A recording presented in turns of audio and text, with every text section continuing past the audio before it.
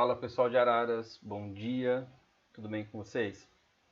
Bom, eu vou gravar agora, a partir de agora, algumas aulas online. Acho que é necessário que todo mundo aí se retire mesmo em quarentena. E eu acabei optando por ficar em casa a partir de agora também. Então vou assessorar vocês a partir de algumas aulas online. A nossa última aula foi sobre dinâmica interna da Terra. Essa aula foi válida para os 3 cursos que nós temos aí em Araras. Para o curso de medicina, né, atendendo a frente 1 de vocês, para o curso noturno e para o primeiro ano. Tá? O curso noturno mantém ainda a aula 3, o primeiro ano mantém ainda o capítulo 3, mas o curso de medicina ele vai avançar um pouquinho mais agora para o módulo 9 e 10. Tá? Então eu vou retomar rapidamente algumas coisinhas da dinâmica interna da Terra, principalmente porque tem alguns assuntos que ficaram faltando e que eu gostaria de complementar com vocês agora com as imagens, tá? E depois a gente já segue para um conteúdo novo. Então, só para a gente retomar, né, a questão da formação da dinâmica interna da Terra, perceba que eu trouxe para vocês aqui nessa imagem um composto que é a questão da endosfera, da mesosfera, da astenosfera e da litosfera. A endosfera ela é formada pelo núcleo interno e pelo núcleo externo, assim como a mesosfera é formada pelo manto superior e o manto inferior. Agora tem uma coisa que chama atenção e que poucas vezes ela é comentada e já foi abordada em segunda fase, que é a questão da astenosfera, né? Que funciona aí como uma membrana, ou seja, uma área de separação entre a litosfera e a mesosfera. Ela é uma área de baixa velocidade de convecção do magma. Isso é muito importante porque é na astenosfera que a gente tem um encontro aí, né, onde as placas tectônicas elas estão flutuando sob o fenômeno da isostasia, tá? Que é o fenômeno que permite o equilíbrio sobre dessas placas tectônicas. Tá? Então comentamos sobre a questão da estrutura também, né? Formação da NIF no seu núcleo, formada por níquel e ferro, e a formação aí da parte da litosfera, da crosta terrestre, com a questão do Cial e do Cima, né? Do silício e alumínio, o silício e magnésio. Bom, falamos sobre a teoria da deriva continental, é a primeira teoria do Wegener, né, que fala sobre a questão da Pangeia, separando a parte norte na Laurásia e a parte sul na Gondwana. Lembra que tem algumas questões que ele leva em consideração para a formação dessa teoria, que é justamente a homologia dos continentes, né, ou seja, o formato dos continentes. Acho que uma das questões mais interessantes é observar essa região aqui, na separação da América do Sul com o continente africano, principalmente porque ela vai trazer para a gente aí novos itens relacionados a essas margens sobre rochas, né, sobre presença de rochas de mesma datação e também do mesmo tipo, tá certo? Então acho que essa é uma questão aí para a gente levar em consideração. Além, obviamente, da presença de fósseis semelhantes nos 2 continentes. Tá? Não só nos 2 continentes, mas também na Austrália, na Índia. Belezinha? Bom,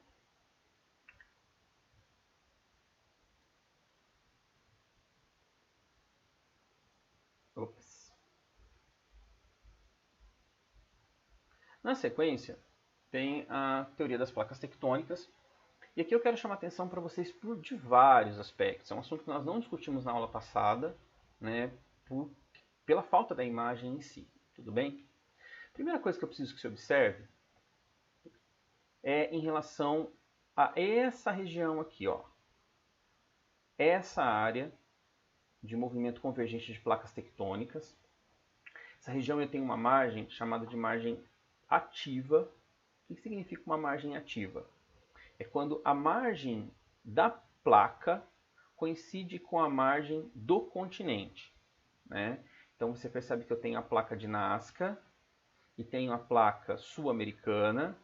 Essas duas placas estão fazendo movimentos convergentes, né? Elas estão em processo de choque e vão originar aí a questão do dobramento moderno, que são os dobramentos dos Andes. Eu já vou voltar sobre isso porque é uma coisa que eu também deixei na outra aula de comentar, tá? Pela falta de imagem. Outra questão interessante é a gente observar esse movimento da placa sul-americana e da placa africana. Ele é um movimento divergente, né? Então esse movimento, quando ele ocorre, ele vai possibilitar a formação de uma dorsal oceânica. Lembra que nós já conversamos sobre isso, tá? A dorsal oceânica, ela ocorre decorrente da separação dessas placas tectônicas, o que consecutivamente origina uma montanha que está submersa aí, beleza? Então eu acho que a primeira coisa para a gente observar são essas duas aqui, sul-americana e placa de Nazca, tá? É um assunto muito abordado, e depois da placa sul-americana e da placa africana. Agora, quando você olha a placa do Pacífico e a placa norte-americana, perceba que esse movimento ele realiza um movimento transformante, né? É aqui que nós vamos ter a falha de San Andreas, tudo bem? Mas aí você vai perguntar, Anderson, mas eu tenho um dobramento moderno que se estende por toda a costa oeste da América, né? Sim, aqui nós temos as montanhas rochosas, a gente vai vir numa outra aula sobre ela, tá? E as montanhas rochosas, elas também se formaram por um movimento convergente, mas depois essas placas passaram a ter um movimento transformante, que é o que vai dar origem à falha de San Andreas. Tudo bem? Bom, outra questão interessante para a gente observar está relacionada ao Japão, né? O Japão, que é um território aí conhecido pela presença dos inúmeros terremotos, né? Dos inúmeros abalos sísmicos, que é um assunto que a gente vai trocar ideia nessa aula. Ele tem uma formação recente, o Japão. Ele é um arquipélago aí vulcânico, são mais de 4.000 ilhas. E o Japão ele está bem na confluência de várias placas tectônicas, na verdade de 3 grandes placas tectônicas. Por isso que o terremoto ele é tão instável assim. Outra região é essa daqui, que é a placa indiana, né, com a placa euroasiática. E aqui nós vamos ter a formação de um outro dobramento moderno, que é o dobramento do Planalto do Tibete, né, a Cordilheira do Himalaia. Agora tem uma diferença, né, dessa região com os Andes, é que os Andes ele é formado por uma placa oceânica e uma placa basicamente continental, né? E aqui nós temos 2 placas continentais em processo aí de convergência, tá certo? Outra região interessante para a gente observar é essa área limítrofe aqui entre o continente africano e o continente europeu, né? Inclusive nós temos terremotos no sul da Itália, não só no sul, no norte também. Nós temos terremotos em Portugal, tivemos terremotos ano passado inclusive na Grécia, tá? E daí a gente tem aí também um território mais instável, beleza? Então acho que essa é uma questão aí para a gente trocar ideia que não foi abordada na aula passada. Lembra que o magma, né, ele faz o seu movimento de convecção, e esse movimento de convecção é o responsável por movimentar essas placas tectônicas justamente nessa região da astenosfera. E, inclusive, né, aqui tem uma imagem que dá para a gente perceber o aparecimento dessas várias dorsais, todas aí dorsais oceânicas. Aqui uma dorsal, você percebe que ela já, em alguns pontos, ela já tem formação de ilhas, né? E eu acho que eu até comentei isso em aula com vocês, que ela pode atrapalhar a navegação, tá? Bom, então tá aqui. As placas tectônicas elas realizam 3 movimentos básicos. O primeiro são os transformantes. Você percebe que as placas elas estão deslizando entre elas. Depois os divergentes. Esses movimentos divergentes são responsáveis pela formação das dorsais. E temos os movimentos convergentes, já com o processo mostrando que é o processo da zona de subducção. Tá? Nós vamos conversar hoje só sobre dobramentos modernos, vamos falar um pouquinho sobre o movimento orogênico, e daí a gente vai voltar nesse assunto da subducção. Okay? Bom, aqui está a falha de San Andreas, né? Essa região aqui nos Estados Unidos é a falha de San Andreas. Você pode perceber que ela pega inclusive a península da Califórnia, que é uma região que já pertence ao México. E os caras, eles imaginam que logo pode chegar um terremoto de grande magnitude. Seria um terremoto chamado de Big One. É um terremoto que ele espera há muitos anos isso acontecer. E ele poderia, inclusive, proporcionar a separação da região da Califórnia, a região de São Francisco, olha onde está São Francisco aqui, né, do continente americano. tá? De tão estrondoso que seria esse terremoto. Tudo bem? Aqui está a falha de San Andreas. Para quem assistiu o filme 2012, né, o filme 2012 ele mostra aqui nessa região, deixa eu ver se eu consigo marcar para vocês. Ops. Aqui por aqui mais ou menos, o vulcão de Yellowstone, que é um super vulcão. É um vulcão que eu gosto bastante de conversar sobre, né? Embora o filme 2012 ele seja um filme de ficção, né?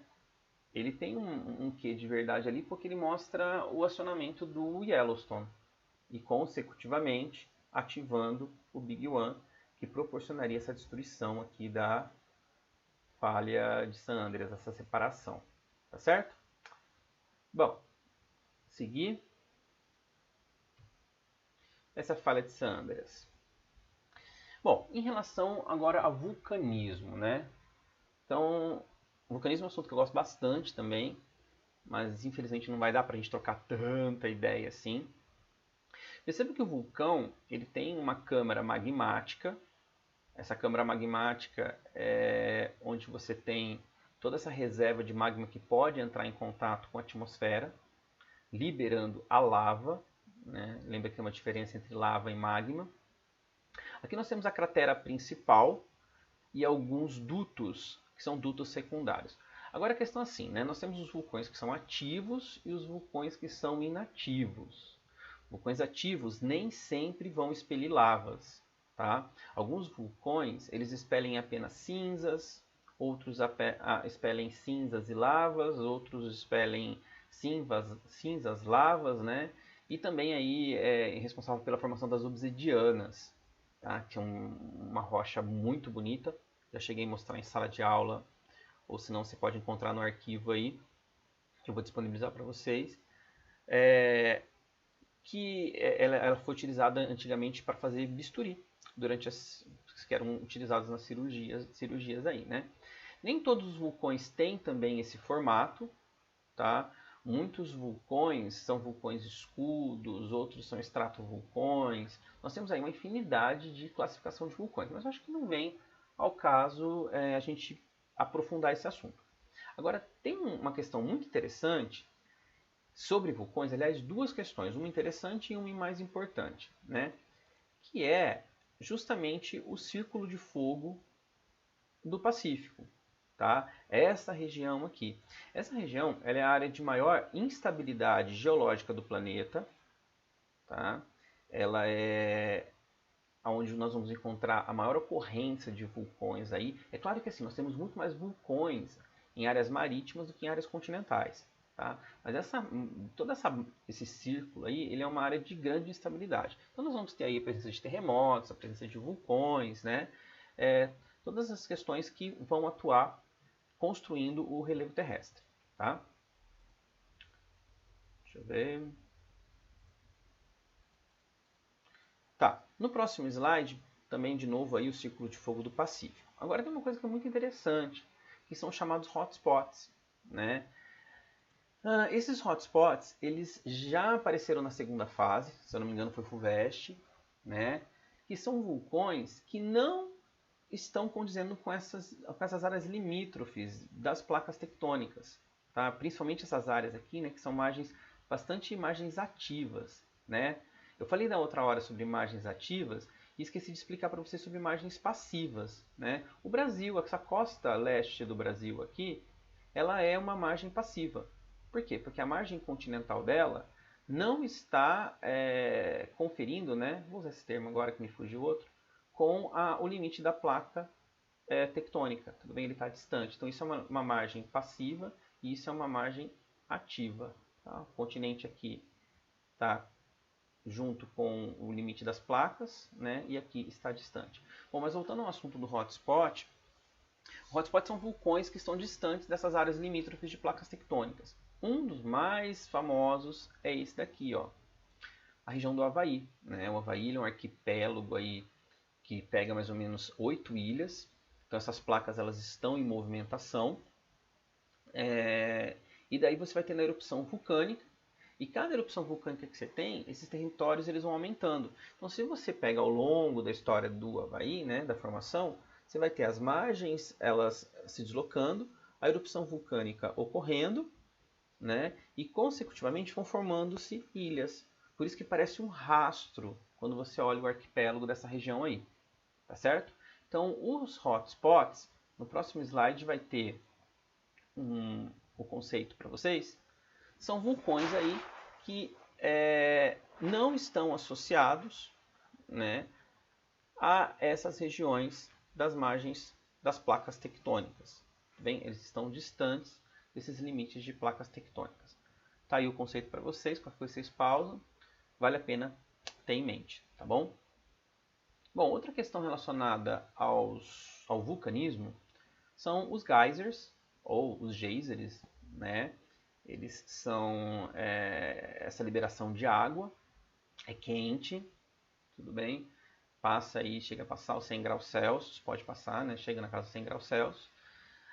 E como que ele ocorre na verdade? Ele ocorre a partir do magma, que esquenta essas águas, normalmente são águas aí que estão em reservas subterrâneas, né, em lençóis, e elas escapam por essas frestas, por essas rachaduras que ocorrem no solo aí, tudo bem? Então a gente tem esse geyser aí, ele é chamado de Old Faithful, que é o velho fiel.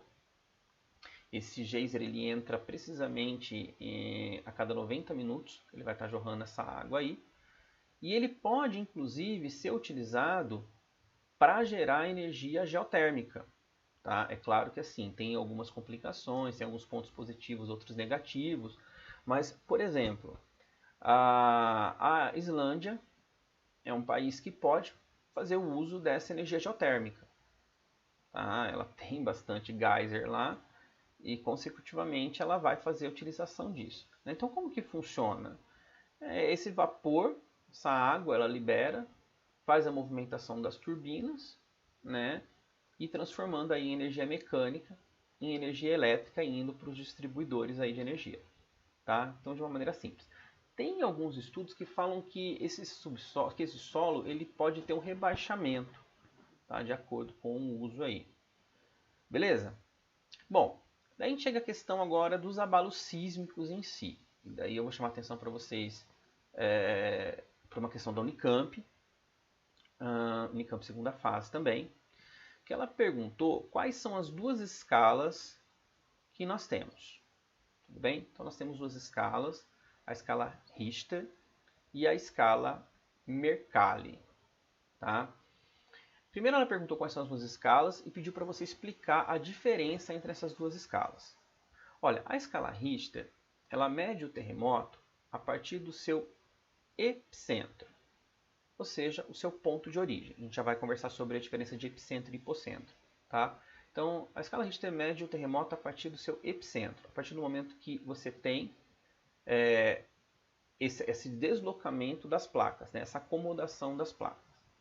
Muita gente fala que a escala Richter ela varia de 0 até 10. Olha, é errado falar isso. A escala Richter ela varia de 0 até infinito. Tá? É que, na verdade, um dos terremotos que nós vamos ter aí de maior magnitude vai chegar na casa de 9, 9,5 na escala Richter. Tá? A gente nunca teve um terremoto que passou isso, e se tiver também, com certeza vai destruir. E terremoto dessa magnitude aconteceu há 50 anos atrás. Hoje, terremotos que a gente tem no Japão acontecem na casa de 7, 6,5 na escala Richter. Tá? Às vezes nem passa sobre isso, nem passa disso. Bom, então a escala Richter ela varia de 0 a infinito. Ela é uma escala feita em escala logarítmica, tá? E mede o terremoto a partir do seu epicentro, ou seja, do seu ponto de origem. Agora, a escala Mercalli é uma escala que varia de 0 até 12 e ela mede o nível de destruição provocado. Então, eu espero que você esteja fazendo essas anotações, tá? Para você colocar aí qual a diferença entre a escala Richter e a escala Mercalli, tá bom? Bom. E os tsunamis, né? Então aqui nesse slide ele vai aparecer a palavra epicentro e a palavra hipocentro, tá? Então hipocentro é essa região, tudo bem? É a região que está lá no subsolo, é onde você tem o primeiro deslocamento das placas tectônicas, tá? E o epicentro é onde você tem a liberação dessas ondas em níveis superficiais. No outro slide eu falei epicentro, tá? Estava correto, só havia conceituado de maneira diferente. Eu não vou voltar porque a gente está fazendo uma gravação aí, eu já estou no meio da aula. Então, o epicentro, ele mede aí a questão dessa liberação, né, das ondas da superfície, e o hipocentro é o ponto de origem, tudo bem? Então a escala Richter, ela mede a partir do epicentro mesmo, tudo bem? Não é do hipocentro, não. Então da magnitude aí liberada na superfície, beleza? Não sei se ficou um pouco confuso, espero que não. Qualquer coisa depois vocês me perguntam, beleza? Bom, e daí chegamos à questão do tectonismo, né? O tectonismo, primeira questão, a gente tem dois tipos de tectonismo, que são os movimentos orogênicos e os movimentos epirogênicos. Eles são movimentos de formação recente, tá? Principalmente o movimento orogênico, responsável por formar os dobramentos modernos. Né? Dobramentos modernos têm que ser formados na era cenozoica, tá? São formados na era cenozoica. A não ser que você tenha dobramentos antigos, e dobramentos antigos podem ser datados até do pré-cambriano. Bom, como que acontece o movimento orogênico? Eu tenho aqui duas placas, tudo bem? Essas placas elas se chocaram. Então você pode observar que eu tenho uma placa que ela vai meio que ela entra, né? Porque ela é mais pesada, ela é mais densa. Então ela vai adentrar a estrutura interna da Terra. É claro que essa placa ela vai acabar sofrendo a fusão do magma, tá? Mas isso demora. Enquanto isso não acontece, já que é um movimento muito lento, a placa continental, que segue essa direção, né, elas acabam proporcionando a dobra dessa placa. Inclusive, muitas dessas dobras ocorrem com fraturas. Tá? E enquanto essa placa ela sofre a fusão do magma, esse magma aqui vai extravasar, formando então os dobramentos modernos. Tudo bem? Então, como que a gente pode definir esses movimentos orogênicos? Primeiro de tudo, são movimentos muito lentos e são movimentos horizontais. Tá? Bom, aqui mostra o caso, por exemplo, do que acontece na Cordilheira dos Andes. Tudo bem? Nesse primeiro slide. Então, essa é a zona de subducção, que a gente chama. Essa placa ela mergulha em direção à astenosfera. Logo, ela vai sofrer a fusão do magma. Tá? Enquanto isso não ocorre, esse magma está extravasando nessa região aqui. E depois vai ser responsável pela formação de vulcões e também no favorecimento da formação da Cordilheira dos Andes. Esse outro exemplo aqui, ele é um exemplo da formação, por exemplo, dos dobramentos modernos lá no Himalaia. Tá? Você também vai ter essa formação da subducção, mas são duas placas continentais em processo aí de chocamento, né? Processo de choque. Tá? Aqui mostra já a região da Cordilheira Andina novamente. Você pode perceber que na questão da Cordilheira dos Andes, nós temos esses dobramentos ocorrendo, tá? Inclusive em alguns pontos ele provoca falhas, tá? Essas falhas são comuns, essas falhas vão ser bastante importantes aí, tá ok? Eu deixei aqui, pulei um slide, tá? Depois se alguém quiser pausar para dar uma lida nele, fica à vontade aí. E aqui a gente tem então um pouco da nossa estrutura geológica. Também não é a hora de conversar sobre todas elas, tá? Vou fazer esse trabalho bem pausadamente com vocês. Mas olha onde nós temos os dobramentos modernos. Aqui, que é a Cordilheira dos Andes. Essa região que segue pela América Central, pegando já o México, na América do Norte aqui, que nós vamos ter a Serra Madre, que se divide em duas, inclusive, que é a Serra Madre Ocidental e a Serra Madre Oriental, e as Montanhas Rochosas. Temos ainda a cadeia do Atlas, que fica nessa região do noroeste do continente africano, e vários dobramentos modernos no sul da Europa, né? os Alpes, os Apeninos, né? Temos os Alpes Dináricos, tudo bem? Outra região de dobramento moderno muito importante é essa região aqui, ó, da Índia e China, né? Que é o Planalto do Tibete, onde nós vamos encontrar o Monte Everest. Aqui nós temos o Planalto do Pamir. E também no Japão, né? O Japão, que é um território que tem aí cerca de 85% de montanhas. Eu acho que esses são os mais importantes para a gente ficar atento em relação aos dobramentos modernos. Beleza? Então tá aqui, ó, o Himalaia, os Andes e as Rochosas. Bom, o segundo movimento, que também é um movimento muito lento, um movimento que ainda bem não é possível a gente sentir, é a questão do movimento epirogênico. Tá? O movimento epirogênico é um movimento vertical. Então, todo movimento vertical que a gente tiver, ele é chamado de movimento epirogênico. Normalmente, o movimento epirogênico ele provoca uma área de levantamento e outra parte de rebaixamento de placas tectônicas. Tudo bem? Tem vários exemplos para a gente falar sobre isso, justamente porque o movimento epirogênico ele vai ser responsável pela formação de falhamentos.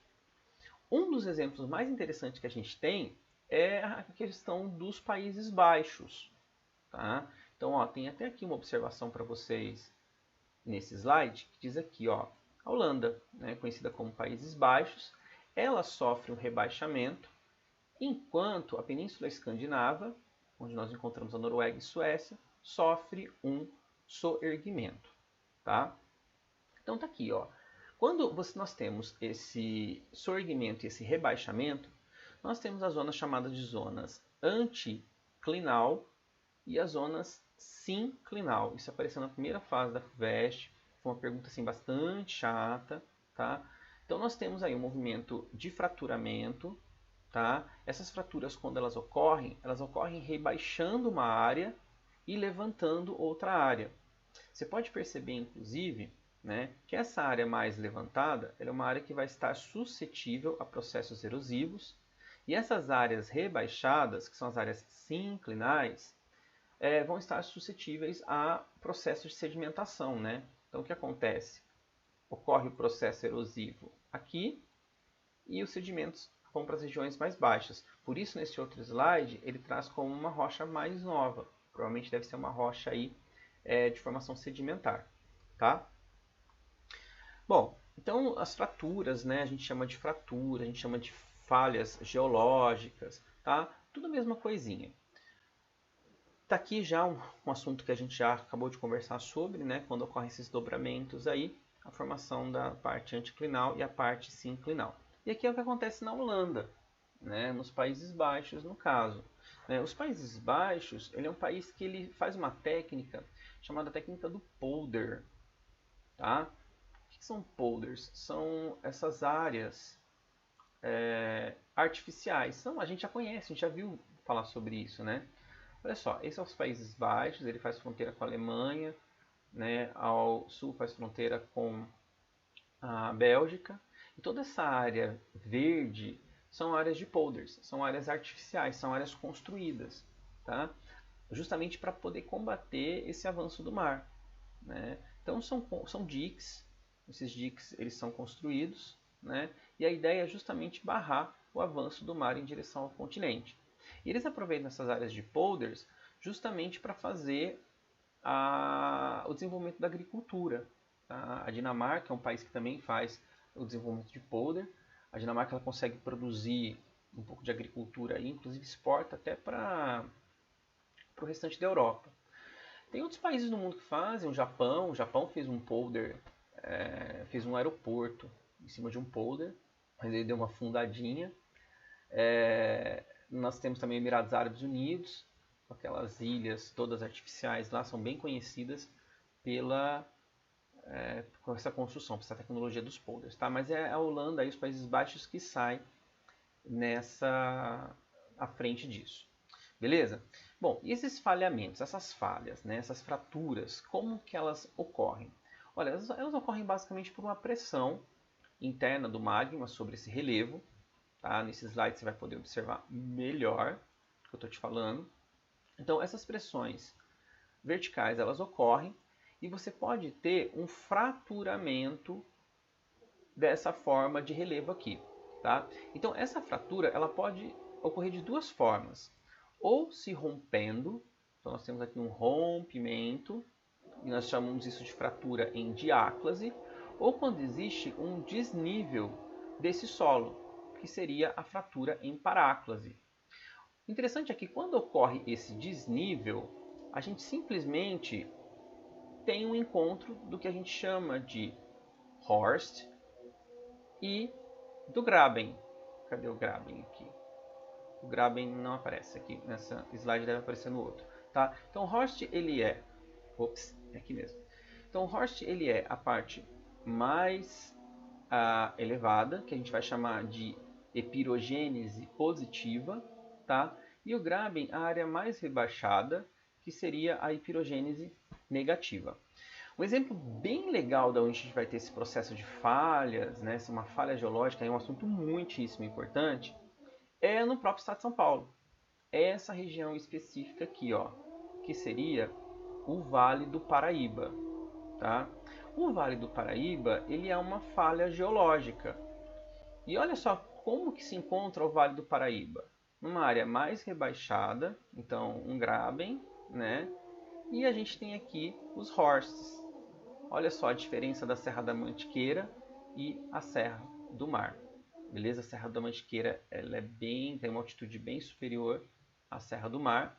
A Serra do Mar mais próxima ao litoral e a Serra da Mantiqueira indo em direção à divisa de São Paulo e Minas Gerais. Beleza? Então acho que era isso que eu tinha para compartilhar um pouquinho com vocês hoje.